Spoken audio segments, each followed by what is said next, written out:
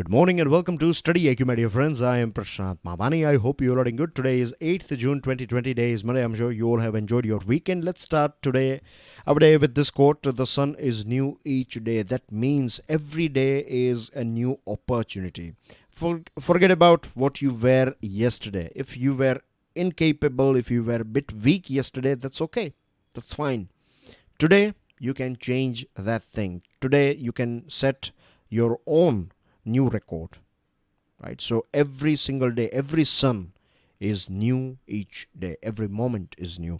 With this difference, StudyIQ has designed a smart course. Now, this smart course is for Civil Services Examination. To find out more about it, download our mobile application.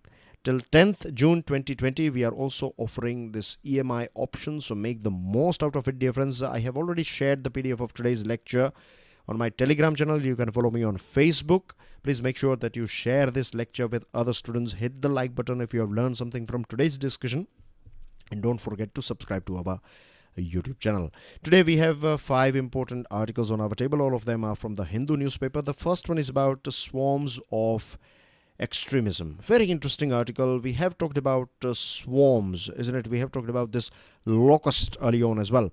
Now, it's very interesting to know that this particular behavior of this swarm behavior is not just limited to locusts, right? We find this thing in bees, in ants, in birds, in fish, etc.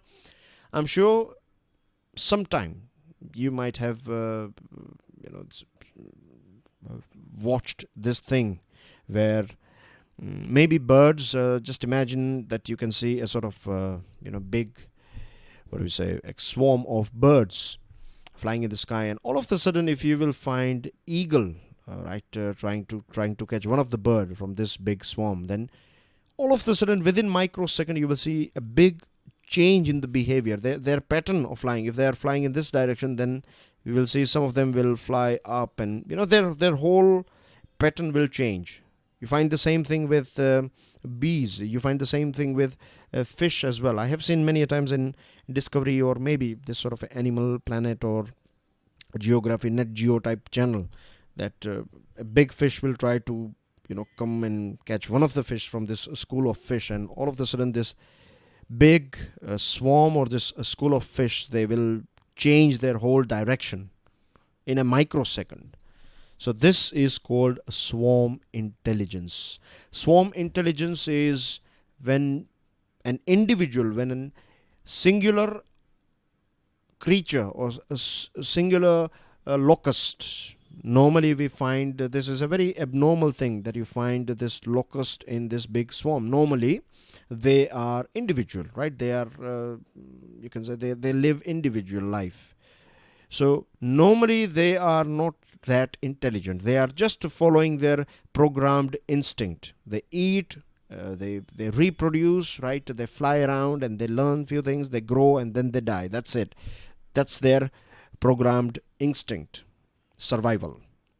But when due to some circumstances which we have gone through earlier, due to climate change and other things, it triggers this situation where a breeding ground, let's say that you find this sort of this singular unintelligent programmed instinct locust. They behave in a swarm. They are now in unison with each other. They become one unit, and their actions are collective.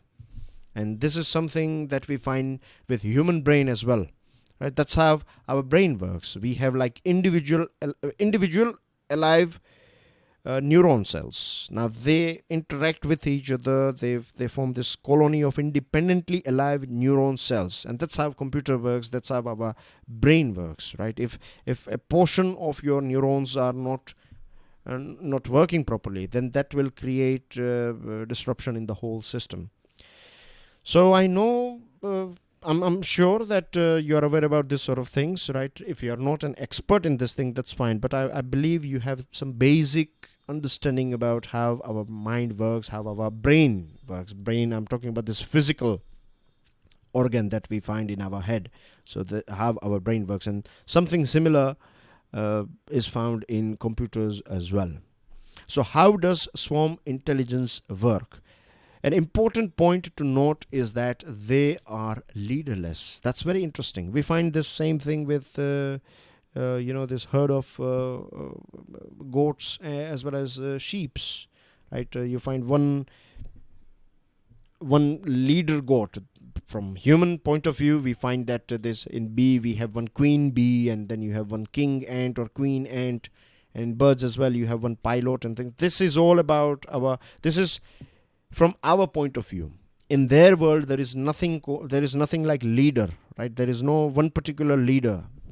You may have they change their role based on the situation. That's how they work. That's what I know. For example, if you see migratory birds, there is no one pilot, right? They keep on changing the pilot frequently, and that's how they can travel a very long distance. So let's say these are your birds. Normally you find them they are like traveling in this way, right? Their pattern, roughly speaking, is this way. So the main bird here, for time being, it will be pilot. For after 15-20 minutes or maybe 1 hour, this bird will go, and it will be somewhere here. So these are your resting points, and they are a bit active here. These are like engine areas, right? So it's an aerodynamic thing. Like if they when they move their wings, so the air will travel like in this direction. For example, you have one bird here, the second one is here. So when this bird is moving its wing, so the air will travel this way. So this will keep this bird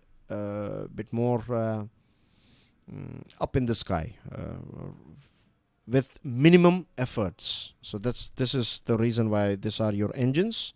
They're pushing the wind over this way, and these birds are taking rest here. And once they are okay, once they are 100% charged, they can come here and take a role of pilot. So this is how they work. But once they reach somewhere, that's it. They don't stick around with each other. Not all of them. A few birds, right? They use each other. They use this swarm intelligence sort of thing to reach somewhere, and then they are on their own. They have their own sort of family and nesting and things like that. Okay, so enough about this whole thing. Now the main thing here is we find something similar in human society as well, the swarm intelligence. Many leaders, I'm not saying leaders who are in ruling party, I'm not saying leaders of just political parties who are in opposition. It applies to various different fields, particularly in our public life. We find a few people, they trigger hate. These people, they trigger some negative thing. They create a false sense of assurance. They create animosity between various different religious groups or various different race groups and things. And interesting thing here is that they will kickstart something, and then this whole swarm intelligence sort of thing will take over. Individually, people are, not all of us are able to think critically. Though we have the capacity, every one of us is capable enough to think critically. But not all of us do this thing because our habits and environment is quite different from each other. So someone will trigger this thing, and this group of people, they will behave in a certain way. They will start sharing fake messages. They will, someone will kickstart this fake message and people will start sharing it. Someone will release a hate video and people will start sharing it. Someone will share it to create unity. Someone will share it to create, fear in someone will take it as good thing, someone will take it as bad thing. So again, taking good, taking bad, again a sort of swarm intelligence sort of behavior. Now what they do is they communicate with each other without critically thinking, right? They do a particular thing. They behave in a certain way when they are in this swarm when they are in this sort of setup which we can call swarm.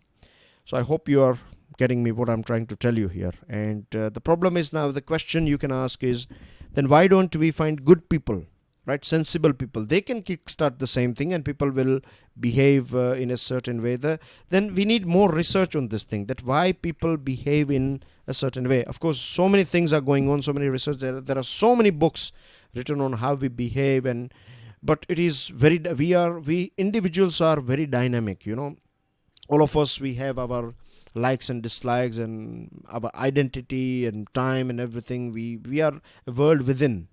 So it's interesting. People are thinking and doing research on this thing, but I don't know why people are like negative things, right? They will spread like in a click. You will find that it's everywhere. Though the time for that thing is, or this validity is quite small, like a rumor, right? It will have its peak. It will achieve its peak in no time. Then it will be out of trend. So this is how it works with rumors, hate messages, and other things. So I'm not sure if we can stop this swarm intelligence behavior, if we can stop it. Not sure if we can do it, but one thing that we can, if possible, we should do is we can make this thing a bit more compassionate. We can make it a bit more inclusive, so that it will create. It's not always necessary that swarm intelligence will destroy things. Like our mind has created so many beautiful things, right? So it's not that it is always destructive, but the things that are destructive, we should try to make it a bit more compassionate, and we can try to make it a bit more inclusive and a bit more productive for the betterment of the world. So that's the closing line for this one. If I think it will make sense, isn't it, if we do that thing. Moving on to next one, again a very interesting article. It's about this elephant incident. Now I'm not going into the detail of this elephant incident, what happened, right? I'm sure all of us are aware about this thing. The one thing that we have to understand is that this was not intended for killing elephant. It was for this wild boar, right? Wild boar and other this sort of monkeys, deer, boars, and there are other species, right? They destroy hard work of farmers, and this is a reality. We may think like, I know that we have talked about this thing, that we have destroyed natural environment, and yes, all of us, right? All of us, our demand, our greed is the root cause of this destruction in this world. We need more of everything.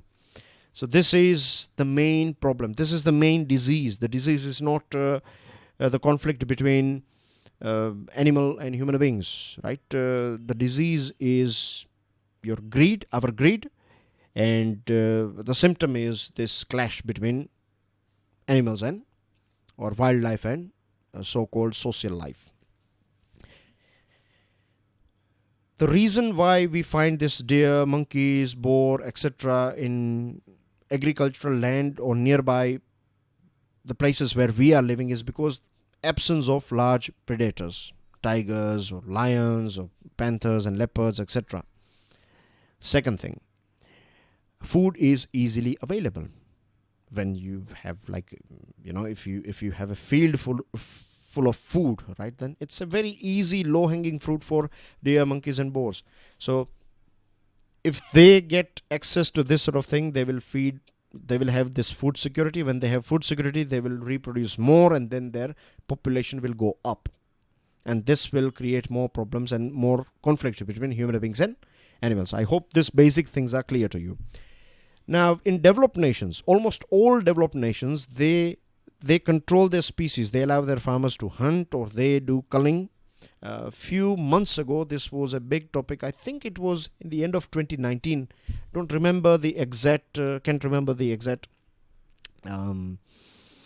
month, but it was about Australia. Australia culled some, I think, 10,000 camels.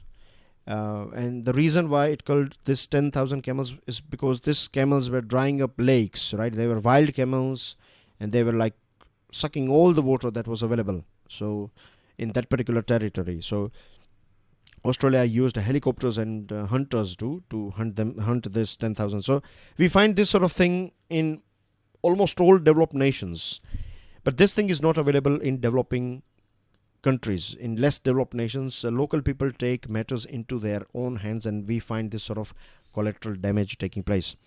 There are places where there is a sort of reciprocity, like people, if wild boars, right, they eat crops and people eat wild boar. So it's a balance here.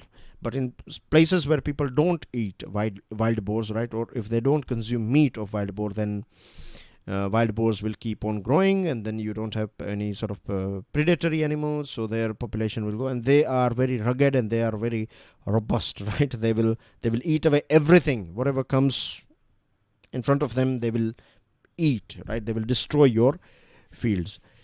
So first thing that we need is we need to control them. Now, how we can control them? We already have Wildlife Protection Act, and in Wildlife Protection Act, if you have this sort of animal, right, that is destroying farmers' crops and other things, then they are termed as vermin.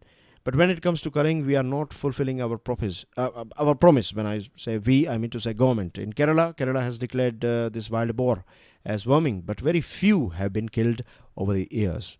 Farmers are not allowed to kill them. If they kill, then the cases can be filed against them. So it's a catch-22 situation for farmers. When it comes to insurance, they don't get the proper right amount, right? Their compensation is just a small fraction of the market value that they should get. Now, monsoon has kick-started in various different parts of our country, and monsoon is a time when we find that many animals, they move out into human habitation for jackfruit and other crops or fruits. And we will find more cases of this wild boars entering into human habitation and destroying the crops. Now, wild boars are classified least concerned, and if we cull them, it may sound a bit harsh to many people, right? Many students may think like I'm promoting this hunting. No, I'm not. What I'm saying is I'm being very practical here. That this is the reason I told you that when they have this access, there are no predator animals, and when they have this access to food, this food is, it may look natural, but this food is produced by human beings. So if you allow this wild boars to eat whatever that is available, right, then their population will proliferate to such an extent that it will destroy jungle. So you have to control them. So for that, you have to support farmers or local authorities. They should take action. Or what we can do is we can have a dedicated team of farmers and hunters and forest department personnel, and they can sort out this thing. But for that, you have to implement it. The losses conducted by this wild boars and these animals should be compensated. For elephants, and one thing that is most important, there should not be any collateral. Like if you are trying to kill wild boars and then you kill some tigers, that's not acceptable. It should be very scientific, should be very controlled. If not standardized throughout our country, that's okay, but there should be some guidelines, like there should not be any sort of collateral damage and things. For elephants, only 25% of their range is within protected areas, right? Elephants travel throughout their life. They travel from one place to another. They have their corridors. Same thing goes with panthers, leopards, hyenas, wolves, right? So this so-called protected areas, nobody has managed to inform animals that they are only allowed to stay in wild divisions. No, this is not possible. So there is no particular universal solution for this thing, right? The only thing that we can do is either follow customization, either follow standardization. Whatever is best, do it, and empower farmers. If there are any losses, then compensate them. And one more thing, that is, normally this is a very interesting, or not interesting, but I would say it's like a food for thought for every one of us. When we find this sort of incident, of course it was a painful incident, no doubt about it, to see one elephant dying because of this sort of trap that was laid down for wild boar. But so many people, they talked about this thing, and it was a trending topic on Twitter and various different platforms, of course. But there are so many things that are going wrong with our environment. Why we are not talking about that thing? Why we are not talking about like human greed, our destruction, this sort of things, and saving nature? This sort of things should be our trending topics on regular basis. But we are not doing that thing. I think again, this swarm, you can think about it from swarm intelligence point of view. Moving on to next item, profit not profiteering. It's about regulating hospital fees. Can you believe some hospitals have charged 7 lakh rupees? 7 lakh rupees for 14-day hospitalization. You are not giving any ICU or anything, no ventilator, just keeping a person in your private hospital. 7 lakh rupees. This is profiteering, right? Clearly, this is avaricious. This is greed. That's what we can say. 14 days you are just keeping one person means I don't think so even 5-star hotels will charge you that much. I'm talking about Indian now. Don't tell me like Buljar Arab and other hotels. I'm talking about normal 5-star or 3-star hotels. If you stay there for 14 days, you stay there in a very luxurious environment, then as well 7 lakh rupees is a bit too much.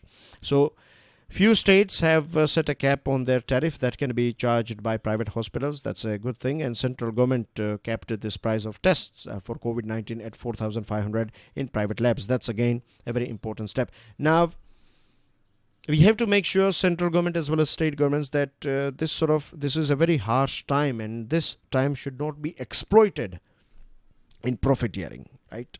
So this is point number one. Now, if we join this paging the private sector in COVID-19 with this one, so this editorial, these are the 4 important lines that are important. Then if we join this one, like how we can improve things in our country, what are the things that we need to do? Some creative solutions are like, see, first of all, the biggest problem is trust.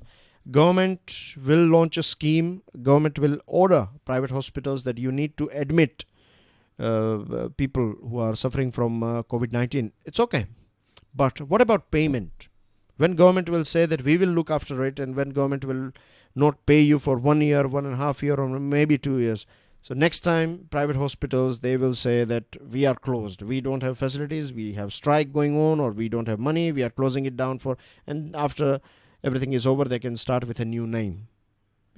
Because this is something that we find in construction industry as well, that government will construct roads and other things, and when it comes to issuing money, then government will take its time and it's very lethargic. So this is the biggest hurdle.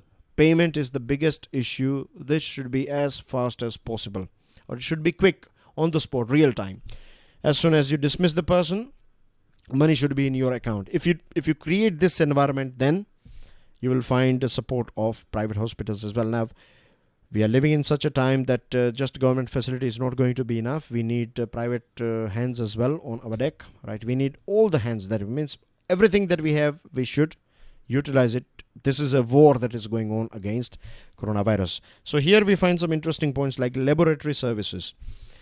We can ask accredited private laboratory. They can create their small, you can say, hubs. They can create their small locations in public health facilities, preferably in tier 2 and tier 3 public hospitals. So this will expand testing facility. Then states that already have private laboratories under a public-private partnership contract can be asked to add COVID-19 tests in it. The government may procure test kits, and then this test kits, we can hand it over to private players, private sector, and they can just charge a service fee. Government can pay the service fee. Government can give this kit to this private laboratories, and then private laboratories can do all those testing. Suspect cases can be issued vouchers, right? You can be issued vouchers for testing. E-vouchers can be generated, and you can use this e-voucher, or what you can do is you can go to any empaneled hospital, or you can go to any laboratory. You go there and you go for a test, right? And once your test is done, your lab report, everything, your samples and everything, then after that one e-voucher will be generated, and government should pay this money on real time to that particular laboratory. So we can create this system. This setup will just take 10 minutes. If we create the system, then using it and joining will take maximum 5 to 10 minutes. It's like downloading an app and logging on to that thing, right? Verification and other things. It will just take few minutes. Then hospital infrastructure. What we can do is we can ask some private contractors. They can set up if we have some empty space in public hospitals, then this can be utilized for converting into intensive care units. If there is any gap funding, then central government can step in and provide extra money, whatever the gap money is required. And there should be a fixed package rate for treating COVID-19 patients. Even if you are using ICU facilities and ventilators and other things, then there should be a upper ceiling limit. And if there is any loss or anything, then government should provide this viability gap funding. This loss money should be given to private hospitals so they stay afloat. All this thing is possible only when you have a central intelligence system, one robust IT system with artificial intelligence capability. If we have this thing, then we can create case identification, contact tracing, managing a telehealth care, generating e-vouchers, authorizing tests, and so many other things. Moving on to next item, the last one, it's about Persian Gulf. This article is written by former Vice President of our country, Hamid Ansari. He is talking about this portion here, this region here, Persian Gulf and littoral states, states that are sharing its boundary with this Persian Gulf water.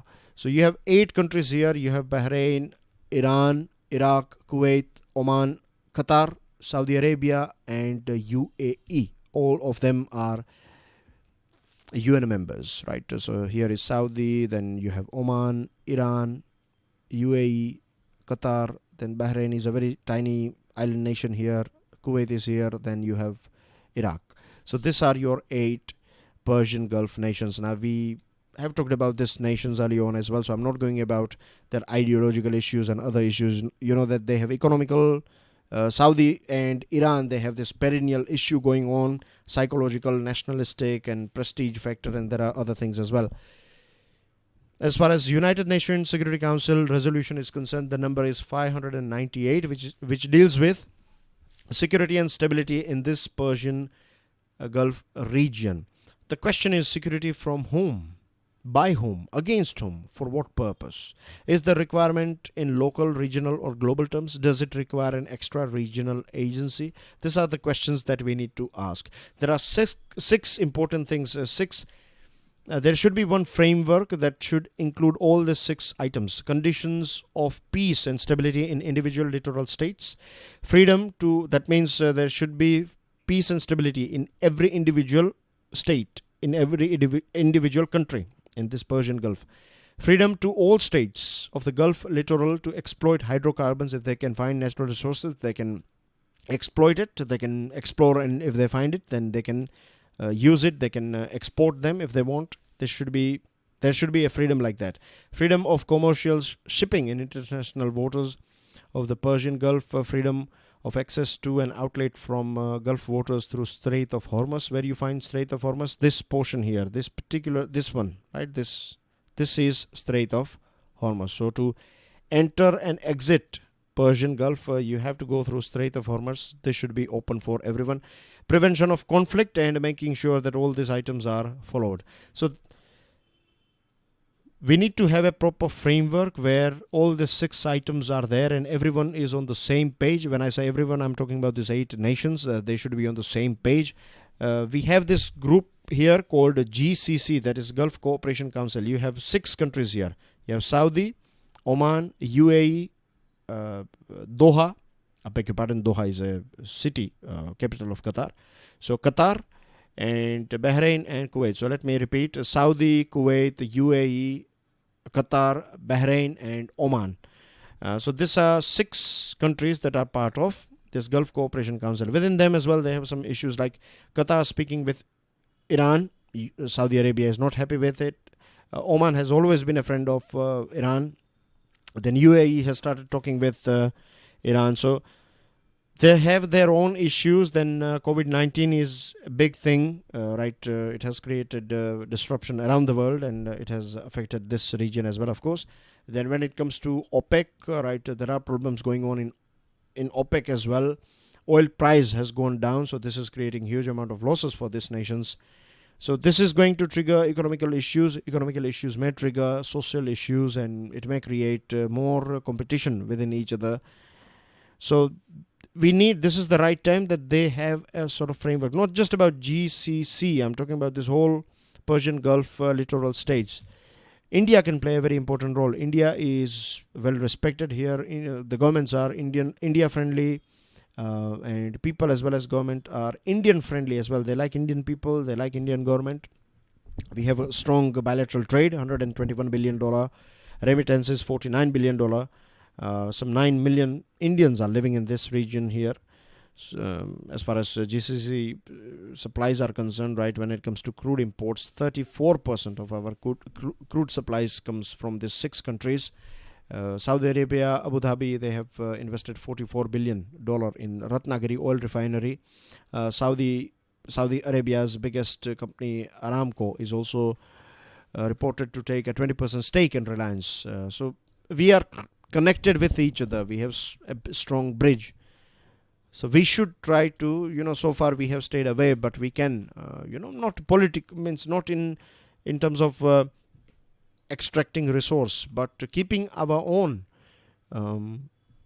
interests in mind. We can create an environment. You can ask USA and other. USA has always been here, so as a stakeholder, as a friend, India can also help this country solve their issues. Because if you go back in history, when British Raj was there, we used to look after Indian soldiers and civil servants. They used to control this whole area. So we have this historical connection with this region. And now these countries are controlling it, but now early on we used to do it. So we have this experience, if we can say. Moving on to news items, resort April status along LSE has been said by India. There was this commander level talk last Saturday. And now respective commanders, they will report to their seniors, and their seniors will report to the government, and government will take some sort of decision on this thing. So India has clearly stated that what the status was back in April, it should be created. We need to restore the status quo that existed in April. Delhi hospitals only for its residents has been said by CM Kejriwal. 800 monuments with places of worship set to open today. Religious places, shopping malls, restaurants, hotels, offices, etc. will be back to normal from today. Social distancing norms, of course, you have to follow. And then you have some other news items, dear friends. Help yourself with it, right? And that's everything from my side. Thank you very much. God bless you all. Jai Hind.